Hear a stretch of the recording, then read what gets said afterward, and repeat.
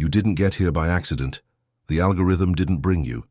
Even before you touched the screen, something in you was already searching for exactly what you're about to hear in the next few minutes.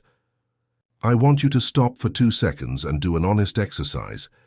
Think about the last 3 days, not what happened out there, but what went on in here. That restlessness that has no name, that diffuse sensation that something is approaching, but you can't identify what. The thoughts that return every time you try to rest, that appear in the middle of your shower, that wake you at 3 in the morning for no apparent reason. The tension in your chest that isn't physical pain, but isn't nothing either. That involuntary look up at the sky, as if your biology knew something your conscious mind hasn't yet processed. This isn't accumulated stress. It isn't Monday morning anxiety. This is the nervous system of an awakened person responding to a real pressure that comes from an event that will happen in the coming days, and that hasn't occurred in visible and energetically active terms for almost 10 years.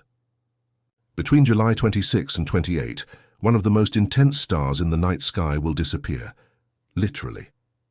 Antares, the red supergiant that dominates the constellation Scorpius with a reddish glow visible to the naked eye, even in cities with heavy light pollution, will be occulted by the moon. It will vanish, it will disappear behind the lunar disk and, after a precise and calculated interval, will reappear on the other side as if nothing had happened. The problem, or rather the opportunity, is that everything will have happened. And the people who don't know what to do with that interval will look at the sky, maybe find it beautiful if they know where to look, and go back to bed. And the cycle will continue exactly as it was, with no real movement, no rupture in the pattern that keeps them trapped. But you won't do that, because you are here now and this is no accident. This phenomenon has a technical name, stellar occultation. But what is about to happen between the 26th and the 28th goes far beyond astronomical nomenclature. Antares is a star of incomprehensible size on the human scale. If placed where our Sun is, it would encompass the entire orbit of Mars, swallowing Mercury, Venus, Earth, and Mars itself within its diameter. Its volume is roughly 700 times that of the Sun. It burns with an intensity that, to the naked eye, produces that reddish, almost pulsating light, which ancient navigators had to distinguish from the planet Mars itself in order not to miscalculate their position. And now, for the first time in nearly a decade in terms of visible and energetically significant cycle, it will disappear behind the lunar disk. A darkness with a start date and an end date. A temporary absence of one of the most intense and historically charged lights in the southern hemisphere. The last time this event occurred with similar visibility and impact was in 2016, before that in 2009. We are not talking about something that happens every season, every year, every full moon. We are talking about a rare cycle, and rare cycles, when combined with conscious preparation, produce shifts that common cycles cannot produce because they pass without being used. The occultation is an event of precision. The moon will advance over Antares in a specific window, not gradually like a solar eclipse, but abruptly, because stars, unlike the Sun, are points of light without a disk visible to the naked eye. The cutoff will be sharp. The light will exist and then it won't, and then it will exist again. A disappearance and a return, an absence with a defined purpose, a darkness that precedes and prepares the reunion with the light. In cultures that maintained an active relationship with the sky, and that did so not out of abstract mysticism, but for survival, strategy, and governance, the disappearance of a star of great intensity was not a passive event to be observed with admiration. It was an instruction to be executed with awareness. And now I need to talk to you about what is happening in your field, even before this event takes place, because the window has already opened, and your nervous system is already responding. There is a body of research, not from astrologers but from chronobiologists, physiologists, and behavioral researchers, that rigorously documents the interference of the Earth's geomagnetic field on the human nervous system. And the Moon, in its orbit around the Earth, alters that field with a consistency that affects oceanic tides, atmospheric pressure, circadian sleep rhythms, irritability thresholds, and patterns of emotional sensitivity. It is neither metaphor nor mysticism. It is physics measurable with instruments that have existed for decades. What this means in practice is that many people, in the days leading up to a significant lunar event like this one, begin to experience a constellation of symptoms that conventional medicine tends to attribute to other causes: chest tension with no obvious origin, more vivid or more disturbing dreams, difficulty concentrating on routine tasks that previously required no effort, heightened emotional sensitivity, an almost magnetic need to look up at the sky, and that persistent diffuse feeling that some invisible threshold is approaching, that something needs to change, that something is about to move. Do you recognize this? I want you to be honest with yourself right now in this moment. Does anything in this description resonate with what you have experienced in the last 3 days? Write one word in the comments. Just one. Yes. Me. Exactly. No explanation needed. I want to know how many people in this video are already inside this window or arriving at it now with awareness for the first time. Because here is what most people will do with these symptoms. They will look for an explanation within their usual framework. I'm stressed from work. It's accumulated relationship tension. I need to sleep more. Maybe it's the heat. And they will go through this entire window with no awareness of what is available to those who know how to use it, letting the event's energy slip through like water in an open hand. That is the real divide. Not between those who believe in astronomy and those who don't. Not between those who practice some spiritual tradition and those who don't. The divide is between those who have the internal infrastructure to recognize a window of transformation and use it with direction, and those who feel the pressure, mistake it for everyday stress, and let the window close without entering. Most will feel it, most will mistake it, most will waste it. You have the elements to do things differently, but only if you know exactly what to do with them. And that is why I prepared Magia M28 Exercicios as 28 chaves du despertar for you. It is not content about astronomy. It is a structured 28-day journey, one complete lunar cycle, created specifically for people who are already on the threshold of something but cannot find the direction to cross it. You will learn to transform the restlessness you feel now into articulated language. You will transform what is in the shadow into operational clarity. You will transform the signals you are already receiving into real decisions. And you will transform the level of awareness you already possess into physical, concrete, visible movement in your life. This window has specific conditions for those who enter during the occultation period. The access is in the first pinned comment. Comment Limia here if you know you did not arrive at this video by accident. That comment is your declaration that you enter with intention, not with curiosity. Now I will give you the precise astronomical context, because understanding the real mechanics of the event transforms how you will work with it. And because there is a fundamental distinction in this mechanics that changes the weight of what is happening. The occultation of Antares by the moon.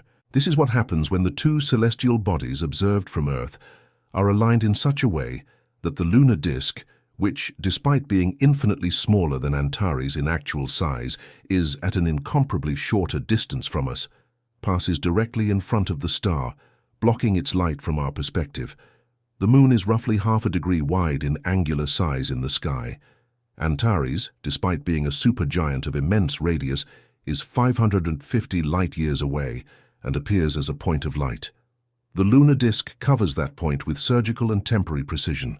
Antares does not disappear because it went out. It does not disappear because it died or shrank. It vanishes because it was blocked. And there is a fundamental difference there that matters operationally.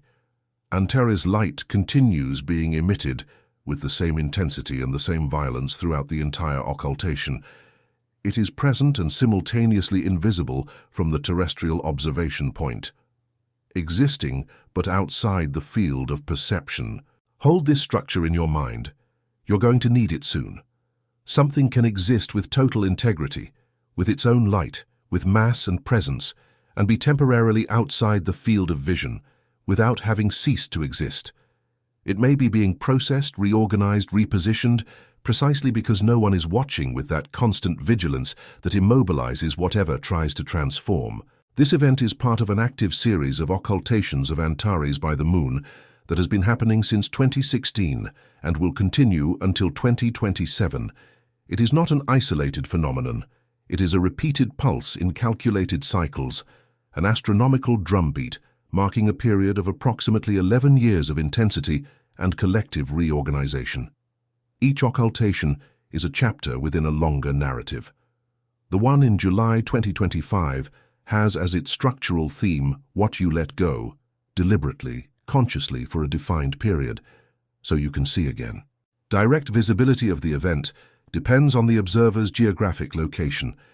It is not equally observable in all points on the globe with the same clarity and at the same time. But, and this is crucial, the energetic window and the inner work it invites are global.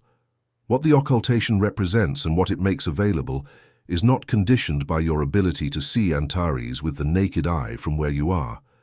The astronomical event happens regardless of whether you can point your finger at the sky and find it. What I'm going to teach you to do is feasible for anyone, at any latitude with any degree of access to the night sky. But now I need to tell you about Antares itself, because the star that is going to disappear is not just any star, and understanding who it is changes the weight and meaning of what is happening. Antares is not just any star, and I am not saying that poetically. I am saying that from the standpoint of the history of human astronomy, which has at least 5,000 years of systematic documented observation in multiple cultures that did not communicate with each other, and arrived at the same conclusions about this specific celestial body. The name Antares comes from Greek and literally means rival of Mars, or the one who rivals Ares, who was the Greek god of war, whose Roman equivalent was Mars. The star received this name because its reddish, pulsating brightness notably resembles that of Mars when observed with the naked eye. For centuries, navigators and astronomers had to distinguish the two lights so as not to miscalculate positions that had life or death consequences for entire fleets. Antares was mistaken for a planet because it had the same color, the same visual presence, the same stubbornness in shining when other stars paled around it. For the peoples of Mesopotamia, the Sumerians and Babylonians, who created the foundations of astronomy that we still use today, Antares was one of the 4 royal stars, the anchor points of the zodiac before the Gregorian calendar system. The 4 royal stars marked the cardinal points of the year, and Antares marked the south, the point of autumn's transformation. It was a reference point for harvests, for wars, for state decisions, for the timing of renewal ceremonies. Not because the ancients were superstitious or naive, but because they had observed the sky with enough consistency to know that celestial cycles directly affected terrestrial cycles, and that those who observed attentively had a real strategic advantage over those who did not. In ancient Egypt, there are records in temples and papyri associating Antares with periods of radical transformation, not the gradual silent changes, but specifically the kind of transformation that demands something be destroyed so that something else can be born in its place. The red supergiant was associated with fire that purifies, as opposed to fire that simply consumes and leaves nothing behind. There is a technical distinction there that will appear in practice. The fire that destroys does not discriminate. The fire that purifies consumes what was unnecessary and leaves intact what was essential. Like a corrupted file that is deleted so the system can run at real speed again. For the Greeks, Antares was often associated with Hephaestus, the blacksmith god, the one who transforms raw matter into functional tool through fire and calculated pressure. There is no useful form without the force that imposes it against the resistance of matter. No sword without the hammer and forge, no real transformation without the heat that modifies the internal structure of what is being worked. And it is precisely here that the symbolism of this specific occultation becomes operational and not merely contemplative. A star associated with rivalry with oneself, with intensity, with transformation through heat and pressure, disappearing temporarily behind the moon, a celestial body historically associated with the unconscious, emotional memory, cycles, what returns, what reveals by contrast. The moon does not destroy Antares, it reveals it through absence.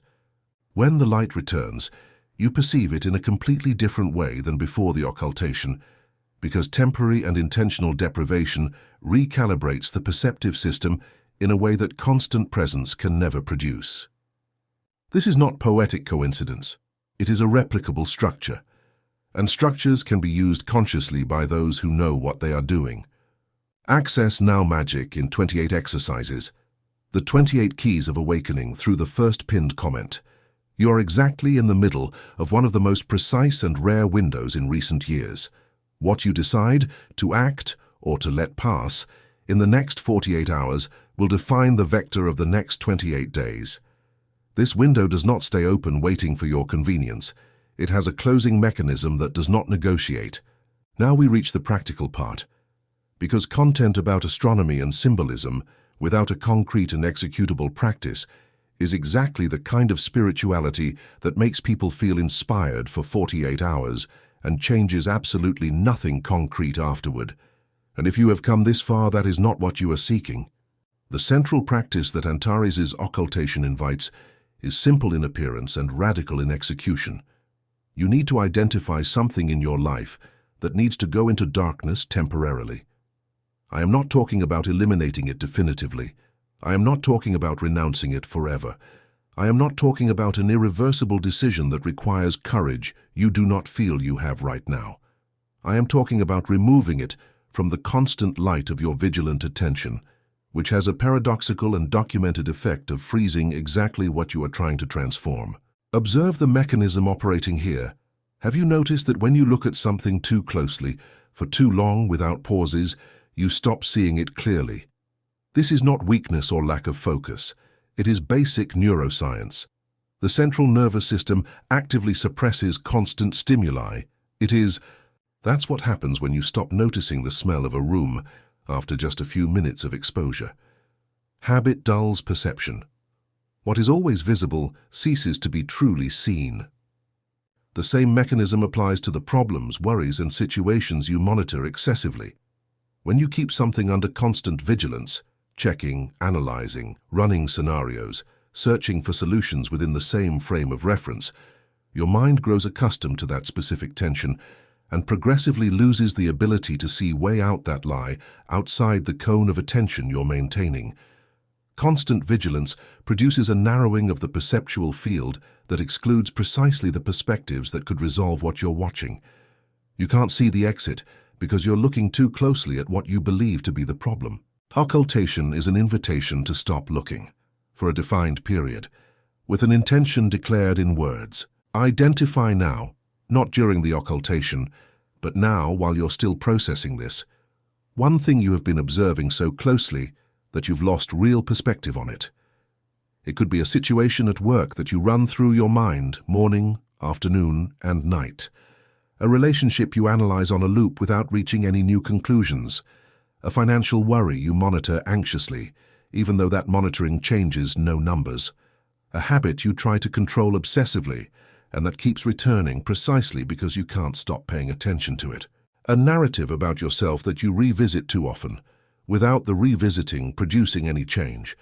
It doesn't have to be the biggest problem in your life. It has to be what consumes your energy most invisibly.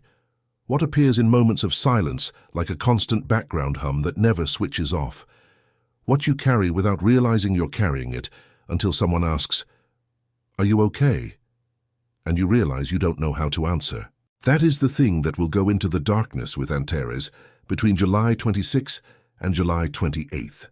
And this means literally the following. During this window, you will deliberately withdraw your vigilant attention from that specific point. You will not check, you will not analyze, you will not seek new answers to the same questions you've already asked 200 times. You will let that aspect of your life exist without your supervision, the same way Antares continues to exist during the occultation, with the same intensity, the same mass, the same light. The star doesn't disappear. It simply moves out of the field of vision for a calculated period. And it is precisely because it is out of the field of vision that something changes. This is not passivity. This is the kind of action that people who never stop trying to control everything can never carry out. And that is exactly why they remain trapped in the same patterns for years, believing the problem is a lack of effort or a lack of discipline. Constant control is not strength. It is the sign that the nervous system does not trust that things can exist and move without permanent supervision. and a nervous system that does not trust can never produce real transformation, because real transformation happens in the intervals, not in uninterrupted vigils. Now I'm going to give you the 6 concrete actions to work with the energy of this occultation in an intentional and structured way. They are not optional suggestions you can adapt to your taste. They are steps with an internal logic that must be respected for the process to work. The first is naming. You will write, not think, not imagine mentally, but write on paper or any physical surface what is going into the darkness with Antares. 1 sentence. I am letting the constant vigilance over X go into the darkness temporarily between July 26th and July 28th. Naming has a precise psychological function. It creates a boundary between you and the thing. As long as it remains unnamed, it inhabits you diffusely, without contour, impossible to move or place anywhere specific. Named, it has a perimeter, and what has a perimeter can be placed in one place and removed from another. The second is the renunciation of control. This is fundamentally different from giving up. Renouncing control for a defined period with declared intention is an act of psychological sophistication that most untrained nervous systems are truly incapable of executing. You will write with surgical specificity exactly what you will stop doing during the occultation window. I will not check X. I will not research Y. I will not ask Z. I will not open file, application, conversation. Be specific. Vague doesn't work. Vague is the way the mind uses to maintain the illusion that it has yielded while keeping all the threads of control in hand, invisible even to itself. The third is the moment of conscious darkness. Sometime between July 26 and 28, you will sit in a dark place or close your eyes in any environment, and you will remain in silence for as long as your internal resistance begins to ask you to get up and do something else. This is not a meditation exercise in the classical sense, with breathing technique and correct posture. It is an exercise in tolerance to the absence of stimuli. Every second you sustain this silence without picking up your phone, without initiating a productive thought, without using time well, is a second in which your nervous system learns, not intellectually but viscerally, that darkness is not the end. That absence is not destruction, that what you are not controlling still exists and still has integrity without your supervision. The fourth is writing the expectations of change, not the desires, not the positive affirmations you repeat without fully believing. Expectations, which have a different and more powerful psychological structure than desire. When Antares returns, I expect that X has moved in the direction of Y. This creates a structured tension between the present state and a specific future state. The written expectation works as a contract with your own attention system, which will begin automatically and without additional conscious effort to monitor the environment for evidence and possibilities that bring what was declared closer. You name the direction. The system begins to orient the perceptual field toward it. The fifth is to avoid seeking immediate answers during the window. This seems simple until you discover that most people break exactly at this point, not because they are weak or undisciplined, but because the culture of constant productivity has trained the nervous system to interpret silence as waste and absence of action as failure. The occultation window is an incubation period. The chrysalis has no observation window. The seed in the soil does not transmit progress reports. The developing embryo does not send daily updates. Processes of deep transformation have a phase that is not visible, not measurable, not verifiable. And interfering in this phase out of impatience is the equivalent of digging up the seed to check if it is sprouting. You kill the process by trying to supervise it. The sixth is the symbolic closure. On the night of July 28th, or shortly after the occultation period, you will write a single word, the word that describes what you want to emerge with Antares when it becomes visible again in the sky. Not a sentence, not a paragraph with explanations, a word. Clarity, decision, movement, courage, lightness, direction. That word works as an anchor for the following 28 days, not because words have magical power in a literal sense, but because the human attention system is extraordinarily efficient at identifying in the environment what has been named and registered. You name the word, and in the following days your perception filter begins to detect in the environment, in conversations, in situations, in encounters, patterns that confirm and build what was declared. What you call has a higher probability of appearing, not because the universe obeys orders, but because the brain seeks what it was programmed to find. If you've made it this far, you already know this is not a spiritual entertainment video. It's a transmission with architecture and purpose, and the purpose demands that I tell you something with total clarity. What you just heard is the structure. But structure without a continuous sustaining path loses traction in 72 hours. Without follow-up, what was mobilized through this window will dissipate before producing the real shifts you want to see. Because real transformation is not a weekend event. It's a process that needs consecutive coordinates so as not to lose direction. But as the magic in 28 exercises, the 28 Keys of Awakening was built exactly to be the path that anchors and expands what this window initiated. 28 exercises, one complete lunar cycle, a path made for those who already feel the restlessness but need to transform it into language, action, and concrete direction. This access window with specific conditions will close. What you decide now, before the next paragraph, is what will define the next complete cycle. The access is in the first pinned comment now, not after the video ends. And now, what no one talks about: what happens after the occultation. Most people who go through an energy window like this expect the impact to manifest during the event, on days 26 to 28, at the moment of the occultation. And when the period ends, without an epic and unequivocal revelation, without an instantaneous clarity you can point to with your finger, without a transformation you can describe to someone else convincingly, the immediate conclusion is that it didn't work, that you did it wrong, that it wasn't for you. That is an inverted understanding of the process, and it is what keeps people always starting over, but never arriving anywhere. The real impact of an occultation, astronomical, symbolic, psychological, is not in the absence, it is in the return. What transforms is not the darkness itself. It is the contrast between the darkness and the light that returns after it. It is the perceptual system that, after being deliberately deprived of a constant stimulus that had become invisible through habit, begins to see that stimulus in a way that was structurally impossible before. You cannot see what is always in front of you with the same acuity as someone who sees after an absence. The return is the event.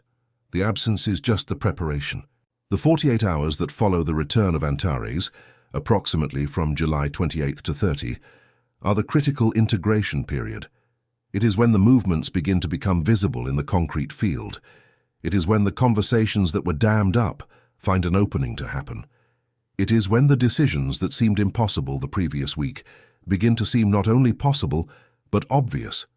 Not because the external circumstances changed dramatically, but because the angle of observation changed enough to reveal what was blocked by the narrow cone of attention, of constant vigilance. It is when what you placed in the darkness returns, but reorganized, with new contours, with a different quality that you could not have produced by forcing change with more effort in the same direction. Your task in the 48 hours after the occultation is specific and goes against all your productivity instincts. Observe without concluding. Do not analyze yet. Do not classify yet. Do not decide whether it worked or did not work. Observe what changed, what moved, what appears different. Take notes. Record without immediate judgment. The analytical mind will immediately want to catalogue the experiences, compare them with the expectations you wrote down, issue a verdict on the effectiveness of the process. That mind is the obstacle of the period of integration. Give it another 48-hour suspension before letting it opine on what happened. The universe doesn't owe you a dramatic revelation. And real transformation rarely feels epic while it's happening, because spiritual entertainment sold a version of transformation that looks like fireworks, and real transformation almost always looks like a slightly greater lightness than existed before. A decision that last week seemed impossible and today seems obvious, without you being able to pinpoint exactly what changed. A conversation you couldn't start that suddenly flows with surprising naturalness. A feeling diffuse but persistent that something has moved, even if you can't name exactly what or when. Pay attention to these subtle signals. They, not the dramatic beams of light, mark the true direction of the next cycle. Subtlety is not an absence of impact. It is the signature of processes that have been processed deeply enough to leave real traces, not smoke that dissipates in 48 hours. Write in the comments which of the 6 steps you're going to start with. Not "I'll try all at the same time." 1. The first one you'll execute with real specificity. This statement is the difference between those who transform what they heard today into concrete movement and those who keep it as just another interesting piece of information that changes nothing because it never became action with a date and name. What you heard today was the preparation, the full revelation of what this transformation window means for the continuity of your life. What happens after Antares returns, what the next 28 days build upon what was initiated here, is in the next video that now appears on the screen. Click on it. The first 60 seconds will reposition everything you've processed so far within a context that changes the direction of what you'll do tomorrow. Every piece of content on this channel is not an isolated video. It is a coordinate within a larger map that follows the energetic and astronomical windows of the year with sequence and intention. If you're not subscribed yet, you'll only receive loose fragments of this map, without the context that turns each piece into part of a coherent direction. The next videos show what happens after this window closes, and losing the sequence is losing the entire trajectory. Subscribe. Activate the bell. The next coordinate is already available.